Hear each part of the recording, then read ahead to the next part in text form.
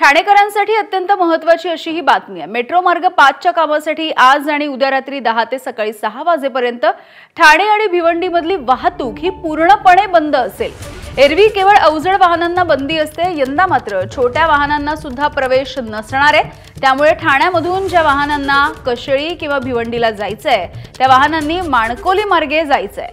तसंच कल्याणहून गुजरातला जाऊ इच्छिणाऱ्या वाहनांनी घोडबंदर रोड या मार्गाने गुजरातकडे जायचंय, कारण बाळकुम नाका मार्गे कशेळी आणि भिवंडीला जाता येणार नाहीये।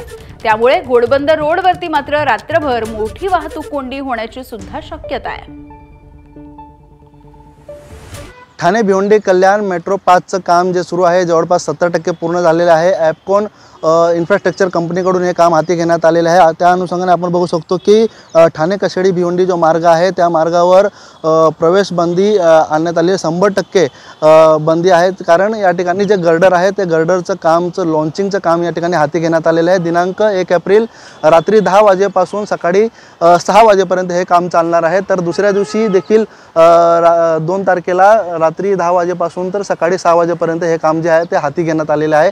त्या अनुषंगाने या मार्गावरती पूर्णपणे प्रवेश बंदी आहे। काही पर्यायी मार्ग प्रशासनाच्या वतीने देण्यात आलेले आहेत। नवी मुंबईकडून जे गुजरातकडे जाणारी जी वाहनं असतील त्यांना गॅमन जंक्शन कळवा या ठिकाणी प्रवेश बंदी आहे। नवी मुंबईकडून जे गाड्या येतात गुजरातकडे जाण्यासाठी त्यांना देखील या ठिकाणी बाळकुम नाका या ठिकाणी प्रवेश बंदी करण्यात आलेली आहे। आणि ही गाड्या ज्या आहे या गाड्या ज्या आहेत त्या गुजरातकडे जाण्यासाठी घोडबंदर मार्गे ते कापूरवाडी सर्कल मार्गे घोडबंदर मार्गाने ते पुढे जाऊ शकतात।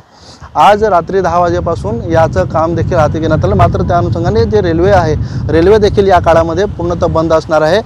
दिवा वसई जो रेल्वे आहे ती देखील या ठिकाणी रात्री 10 ते सकाळी 6 वाजेपर्यंत ती बंद असणार आहे। हे जे गर्डरचं लॉन्चिंगचं काम जे आहे ते ॲपकॉन इन्फ्रास्ट्रक्चर कंपनीकडून करण्यात येत आहे। बदल करण्यात आलेला मार्गामध्ये जो बदल करण्यात आला त्या मार्गाचा आपण वापर करावा। अनिल वर्मा, एबीपी माझा, भिवंडी। एबीपी माझा, उघडा डोळे बघा नीट।